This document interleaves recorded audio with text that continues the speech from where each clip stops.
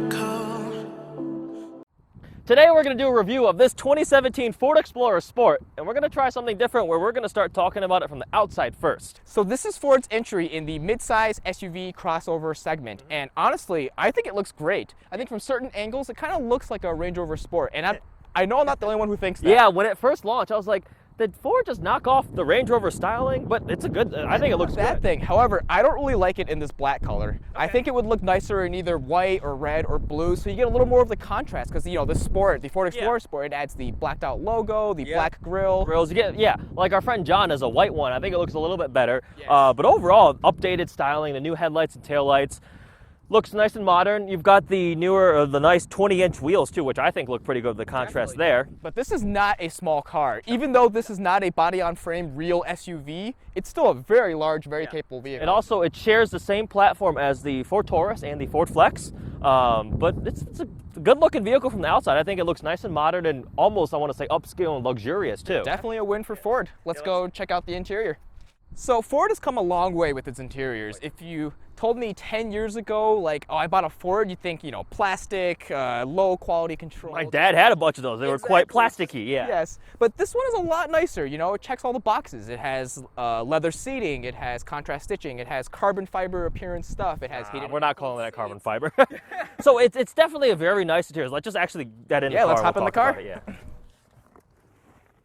So as Mike walks over, it seemed to me like what Ford did is they kind of took a list of like, this is what a luxury car needs. So start it up so we don't like overheat and die. Yes. Okay, what a luxury car needs: leather, cross-stitching, heated, cooled, like there's a lot of like things that like we need to put these all in, and so it has all the feature set. But if you look a little bit closer, you can tell that Ford, you know, didn't spend as much time as, say, one of the German luxury manufacturers would spend on their cars. It's still very nice, and given the price point and the customer that's in mind who would get one of these, it is very, very nice. Because again, these cooled seats are better than the cooled seats in most of the like luxury cars I've been in. They actually like pump AC and they feel cold. They're actually not just. It's not just air blowing on your butt. Yeah, exactly. It's not a hamster blowing a fan that like barely cools you. The sound system is pretty nice. And Sync 3 has come a long way. I mean, before you had random green colors on the screen. The colors weren't, the text was hard to read. Yeah. And it like touchscreen responds like, oh, it's pulled up climate when I clicked that. Phone, like my dad has owned a lot of Fords from the Fusions, like when they first launched and they brought them out. What the? My GoPro just fell off the back. We should leave that in. Yes. Yeah, one of our GoPros just fell off the window. Yep. What I was trying to say is my Ford Touch was honestly garbage. This now is actually usable. It's great. It's on par. Yeah, and I like that it has knobs. All the cars that are moving to the touch screens, like who wants a touch input for volume or climate? You just want to look. You just want to look at the road and change the temperature. Yeah, and now these are actual buttons for AC and ventilation. But like I remember, I was in a Cadillac Q and I was trying to get the scroll bar to work, and I'm like scrolling and the volume's not changing. All of a sudden, it just jumped to max volume. I'm like, Even the MKZ does that, and that's Ford's own platform. So with Sync 3, trying to execute that bad. This is great now. It's got the little terrain change system, so if you want to try to take it off-roading, it would be able to be somewhat competent. Obviously not as. It looks like a Range Rover thing, but this is not quite Range Rover levels of technology and sophistication. It's very spacious, which is great. This car seats 6, but it can be, because it has the optional captain's chairs, but normally it seats 7. Plenty of cargo space, especially with the third row folded down. And I've sat in the third row, and it's actually not that small. I'm going to hop in the second row. Sounds good. Overall, definitely a very nice interior to be in. Definitely not Range Rover nice, but you could tell that Ford has spent some time and thought making this car feel like it's worth every penny of the $50,000. If you really, really want a very, very nice interior, you go up to the Platinum trim, which has like cross-stitching quilted door panel inserts, and like that is pretty much like a Lincoln interior on the Explorer. So that's if you really want that. This is if you want to pretend like you have a Sport. Correct. Like a sporty SUV. Yes. But we'll talk about that in a second. We will talk about what it means to be a sporty SUV. So the Explorer Sport, I have driven and been in a lot of these vehicles through various generations of them, and I will say this one isn't that much of a huge step above the previous generation. It feels very, I mean... Ford definitely shouldn't have called this a new generation, 6th generation Explorer Sport or whatever. It definitely feels more like a mid-cycle refresh.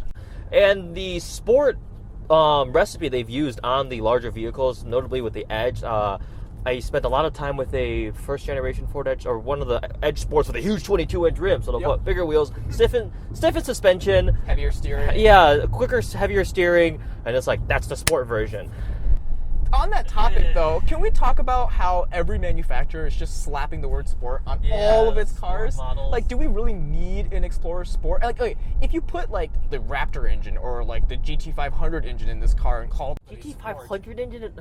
Okay, I guess that's the AMG recipe, but exactly. If you did that, okay, fine, call it a sport. But this has, you know, it has the EcoBoost V6. Which is a great motor. That is a 3.5-liter twin-turbo EcoBoost V6 making 365 horsepower and 350 pound-feet of torque, and it's with a 6-speed automatic. It's quick. Like, it's pretty quick. It's 0 to 60 in 6 seconds or so, like quarter mile in 15 seconds, which is fast. Fairly heavy, like 5,300 pounds. Oh yeah, this thing is not a small car. It's not a small vehicle.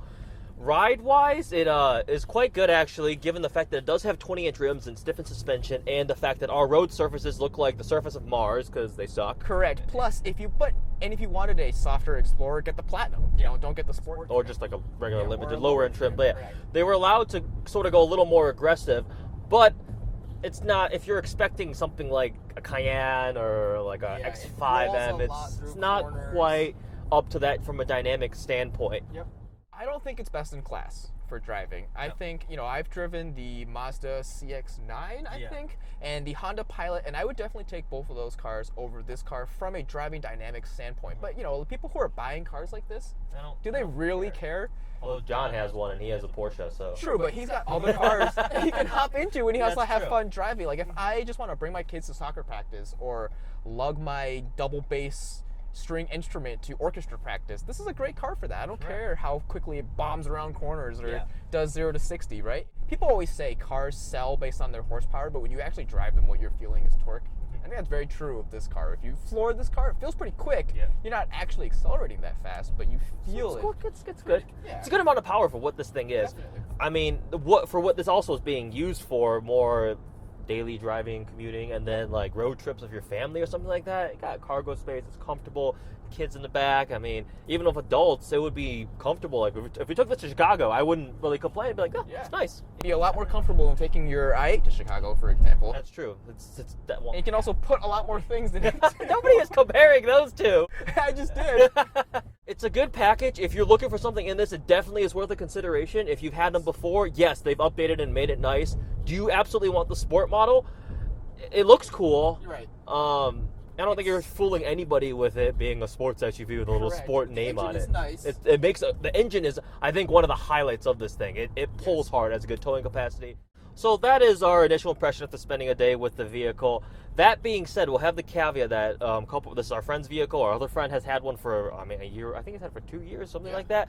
And he loves it. He raved. That's partially why they forgot this car, because John recommended it very highly. So it's possible when you spend more time with it, you'll learn to appreciate some of the things. Again, we were just discussing the one-touch folding power rear seats and stuff like that. That could be greatly convenient on a daily point. We did not go to Costco and buy groceries today with this vehicle. Therefore, we didn't utilize that.